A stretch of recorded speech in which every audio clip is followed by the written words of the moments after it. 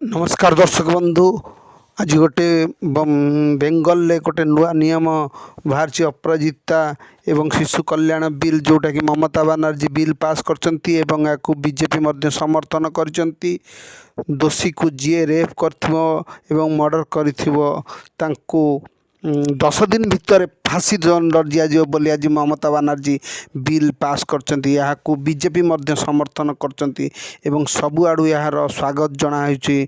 याकू समस्ते भूभरी प्रशंसा करुचंती कारण जो भाव में लेडी डॉक्टर को हत्या करागला तापर ए बिलटी पास होती।